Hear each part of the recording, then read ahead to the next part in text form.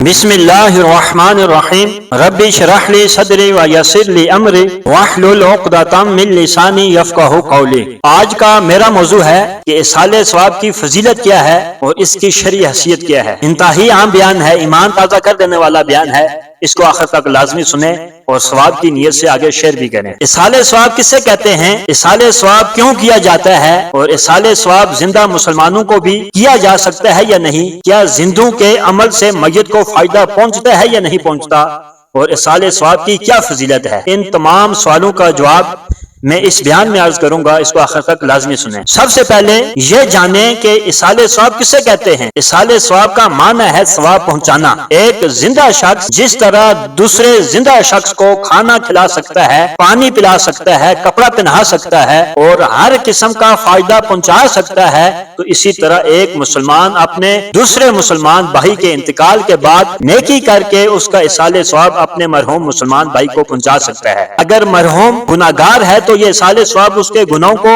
مٹانے والا ہوگا، اور اگر مرحوم نیک ہے تو یہ اصالہ ثواب اس کے درجات میں بلندی کا ذریعہ بنے گا۔ ایک سوال یہ ذہن میں آتا ہے کہ کیا زندوں کے عمل سے میت کو فائدہ پہنچتا ہے؟ یہ بات قرآن اور سنت سے ثابت ہے کہ مسلمان اپنے فوت شدہ بہن بھائیوں کے لیے مغفرت طلب کریں، قرآن مجید اور دیگر ذکر و اذکار کر کے انہیں اس کا ثواب کریں، تو یقیناً اس کا ثواب مرحومین کو پہنچتا ہے۔ اللہ تبارک و تعالی جل شانہ قرآن پاک میں ارشاد فرماتا ہے، ربنا اغفر لنا ولاخواننا الذین سبقونا بالایمان، کہ ہے ہمارے رب ہم کو بخش دے اور ہمارے ان مسلمان بھائیوں کو جو ہم سے پہلے ایمان کی حالت سے دنیا سے چلے گئے۔ اگر زندہ کی دعا سے میت کو فائدہ نہ پہنچتا تو کبھی بھی قرآن مجید میں ایمان کے ساتھ رخصت ہونے والوں کے لیے بخشش کی دعا مانگنے کا کبھی حکم نہ دیا جاتا۔ ہو سکتا ہے کہ کسی کے ذہن میں یہ سوال آئے، یہ تو بخشش کی دعا ہے، اعمال کا ثواب پہنچنا کہاں سے ثابت ہے؟ تو یہ حدیث مبارکہ سے ثابت ہے۔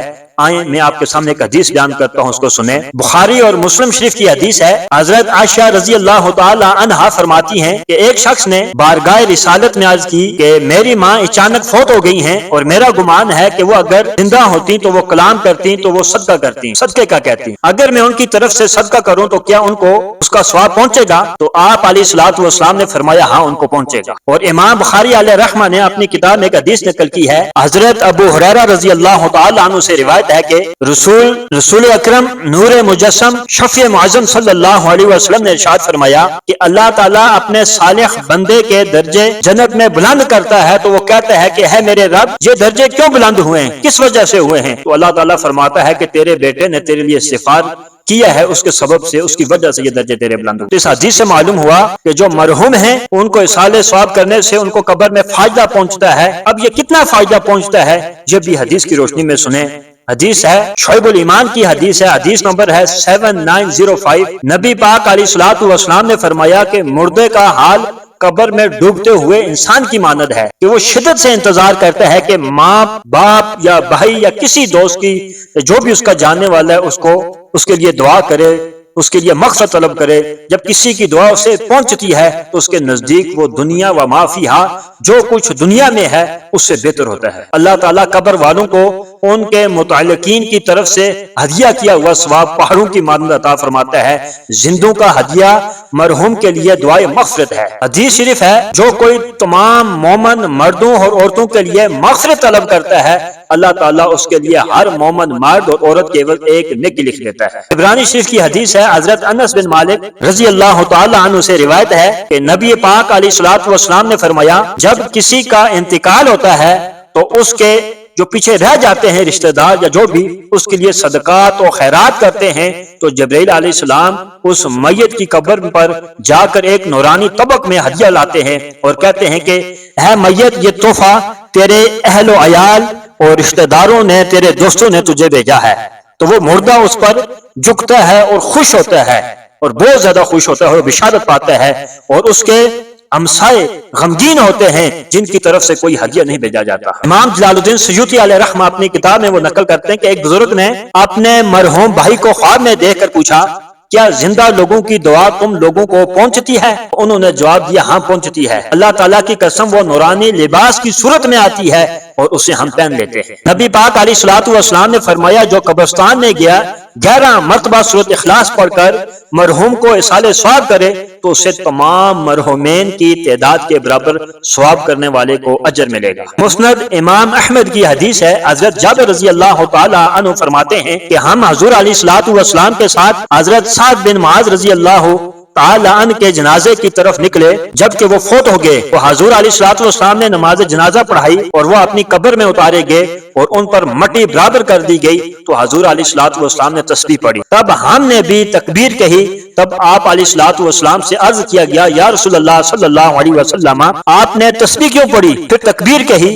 ارشاد فرمایا کہ اس نیک بندے پر اس کی قبر تنگ ہو گئی تھی، ہم نے تسبیح اور تکبیر کہی حتیٰ کہ اللہ تعالیٰ نے اس کی قبر کو وسیع کر دیا۔ میں نے حدیث اور روایات سے اصالہ ثواب کا ثبوت، فضائل اور برکات بیان کیے، یقیناً آپ کا ایمان تازہ ہو گیا ہوگا اور اصالہ ثواب زیادہ سے زیادہ کرنے کا جذبہ پیدا ہوا ہوگا۔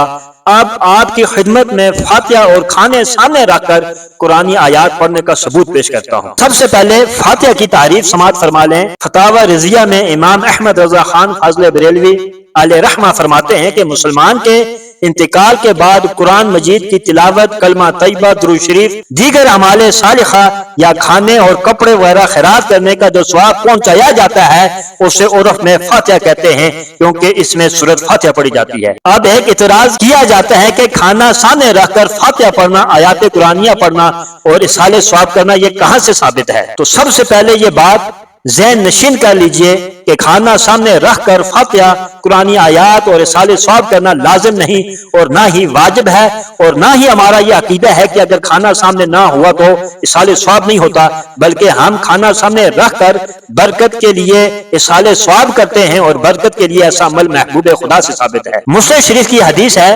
حضرت انس بن مالک رضی اللہ تعالی عنہ سے مروی ہے کہ نبی پاک علیہ الصلوۃ والسلام نے کھانا سامنے رکھ کر کچھ پڑھا اور دعا فرمائی۔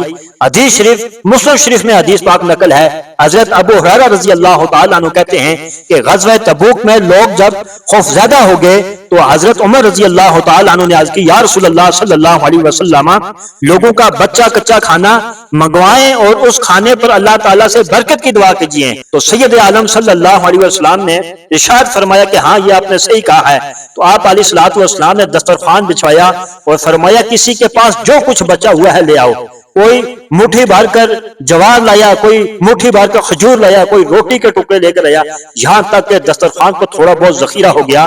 پھر آپ علیہ الصلوۃ والسلام نے اس پر برکت کی دعا فرمائی اور فرمایا کہ اپنے اپنے برتن بھر لو۔ ایک اور حدیث ہے، سیدہ عائشہ صدیقہ رضی اللہ تعالی عنہا سے روایت ہے کہ ایک شخص رسول پاک صلی اللہ علیہ وسلم کی بارگاہ میں حاضر ہوا اور عرض کی کہ اس کے گھر میں بے برکتی ہے، تو آپ علیہ الصلوۃ والسلام نے ارشاد فرمایا کیا تو آیت الکرسی سے غافل ہے؟ کیونکہ جس کھانے اور سالن پر آیت الکرسی پڑھی جائے اللہ تعالیٰ اس میں برکت ڈال دیتا ہے۔ تو ان حدیث سے معلوم ہوا کہ کھانے پر تلاوت قرآن مجید کرنے سے کھانا برکت ہو جاتا ہے اور یہ عمل سنت ہے۔ اب آپ کی خدمت بزرگوں کے کچھ ارشادات میں پیش کرتا ہوں، ان کو بھی سنیں۔ حضرت شاہ عبدالعزیز محدث دہلوی علیہ رحمہ فتاوی عزیزی میں وہ لکھتے ہیں، وہ فرماتے ہیں کہ جو کھانا حضرت امام حسن و امام حسین رضی اللہ عنہما کے لیے نیاز کریں اس کھانے پر سورہ فاتحہ، قرآن شریف اور درود پاک پڑھنا باعث برکت ہے اور ایسا کھانا تناول کرنا اچھا ہے۔ ایک اور کتاب میں آپ فرماتے ہیں کہ دودھ اور چاول پر کسی بزرگ کے لیے فاتحہ دی جائے، ان کی روح کو ثواب پہنچانے کی نیت سے پکائیں اور کھائیں تو اس میں کوئی مذائقہ نہیں ہے، اور اگر کسی بزرگ کی فاتحہ دی جائے تو مالداروں کو بھی کھانا چاہیے، وہ کھانا ان کے لیے بھی جائز ہے۔ معلوم ہوا کہ علماء اسلام کے نزدیک کھانے پر فاتحہ اور سامنے رکھ کر دعا مانگنا جائز اور اچھا عمل ہے۔ اب آخر میں صوم، چہلم اور برسی کے متعلق کچھ عرض کرتا چلوں۔ سب سے پہلے بات یاد رکھیے گا کہ صوم، چہلم اور برسی اصالہ ثواب کی قسم ہے، مقصد صرف اور صرف اصالہ ثواب ہے۔ مثلا صبح کے وقت ہم دسترخوان بچھا کر کھانا کھاتے ہیں، اس کا نام ہم نے ناشتہ رکھ دیا، بریک فاسٹ، اور عربی میں اسے فطور کہتے ہیں۔ مقصد کیا ہے؟ کھانا کھانا ہے۔ اسی طرح دوپہر کے وقت ہم دسترخوان بچھا کر کھانا کھاتے ہیں، اس کا نام ہم نے ظہرانہ یا لنچ رکھ دیا، یا عربی میں اسے غدا کہتے ہیں۔ مقصد کیا ہے؟ کھانا کھانا۔ رات کے وقت ہم دسترخوان بچھا کر کھانا کھاتے ہیں، اس کا نام ہم نے عشیہ یا ڈنر رکھ دیا، اور عربی میں عشاء کہتے ہیں۔ مقصد صرف کھانا کھانا ہے۔ تو اسی طرح صوم، دسواں، چہلم، برسی اور بزرگان دین کے اس چھان کے نام ہیں مقصد صرف اور صرف احصال ثواب ہے، اور یہ بزرگوں کا صدیوں سے معمول رہا ہے۔ حضرت شاہ ولی اللہ محدث دہلوی علیہ رحمہ کے صوم میں لوگوں کا اس قدر ہجوم تھا کہ شمار نہیں ہو سکتا۔ 81 قرآن مجید جو ہے وہ پڑھے گئے ہیں، بلکہ اس سے بھی زیادہ ہوں گے، اور کلمہ طیبہ تو اتنے پڑھے گئے کہ اس کا کوئی اندازہ نہیں کر سکتا۔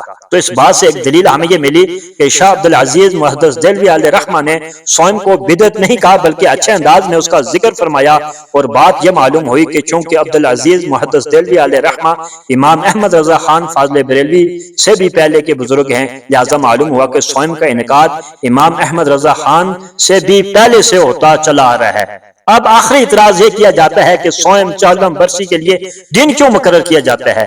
سب سے پہلی بات یاد رکھے کہ ہم اہل سنت کا ہرگز یہ عقیدہ نہیں کہ صوم صرف 30 دن ہی ہونا چاہیے ورنہ ثواب نہیں ملے گا، 10 دن ہی ہونا چاہیے ورنہ ثواب نہیں ملے گا، چہلم صرف اور صرف 40 دن ہی ہونا چاہیے ورنہ ثواب نہیں ملے گا۔ ہمارا ایسا عقیدہ بالکل نہیں ہے، بلکہ ہم انتقال کے دوسرے دن بھی صوم کر دیتے ہیں، ایک ماہ میں چہلم کر دیتے ہیں، 12 ماہ میں کچھ دن باقی ہوتے ہیں ہم برسی کر دیتے ہیں۔